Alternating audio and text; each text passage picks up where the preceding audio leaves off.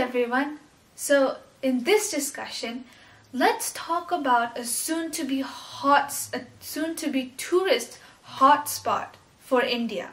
And the place I'm talking about is none other than Lakshadweep.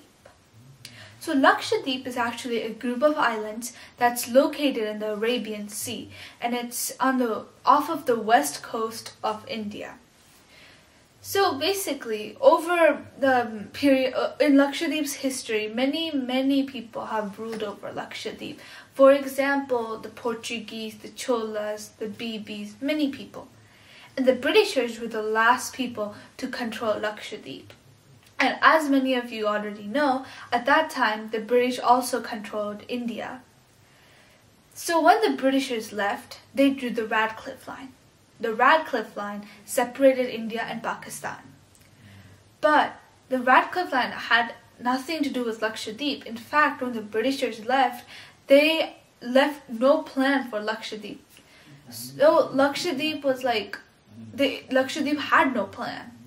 So basically, what happened was, after the Britishers left and the Radcliffe Line was drawn, do you think that India looked like what it looks like now?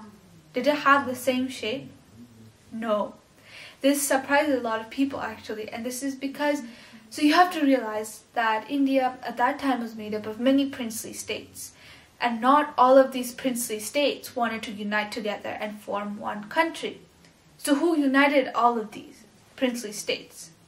The person who united all of these princely states and gave India the shape it has today is also called the Iron Man of India, and he is no one other than Sardar Vallabhbhai Patel. So Sardar Vallabhbhai Patel united all of the princely states and gave India the shape that we see today. And so at that time, what happened was that Lakshadweep was a Muslim majority area, and as many of you know, that during the partition period, any area that was Muslim majority went to Pakistan. But the Britishers had left no plan for Lakshadweep. But so once they left, Pakistan's first Governor General, Muhammad Ali Jinnah, thought since Lakshadweep has a Muslim majority population, it should obviously be part of Pakistan. So what he said was that he sent his Pakistani soldiers on a ship, and he said, all you have to do is go and hoist the Pakistani flag in Lakshadweep, and then Lakshadweep would be part of Pakistan. Now, Sardar Vallabhbhai Patel got news of Jinnah's plan, and you might ask, how? Well, that's because of his intelligence connections. So his intelligence connections were very good. So that's why he found out about Jinnah's plan really fast. And as soon as he found out, he called the Mudaliar brothers. Now the Mudaliar brothers were one of the most well-educated personnel in India at that time. So he called them and he was like, look, you have to take some police personnel with you and go to Lakshadweep and hoist the Tiranga. So the Tiranga is the Indian national flag. And without question, the Mudaliar brothers set out with some police personnel, and they headed on a boat to Lakshadweep. And once they were the first ones to reach Lakshadweep, and they hoisted the Tiranga. I heard that the Pakistanis were 30 minutes late, and when they were nearing Lakshadweep, they saw the Tiranga being hoisted, so they had no option but to turn around and go back. So I think we should thank the Mudaliar brothers and Sardar Vallabhbhai Patel for their fast response, because without their fast response, Lakshadweep would have surely went to Pakistan. Now you might be asking, well, what would happen if Pakistan had control over Lakshadweep? Well, you see, if Pakistan had control over Lakshadweep, then they would obviously start building military bases and naval bases. Now, and you might ask, wait, why?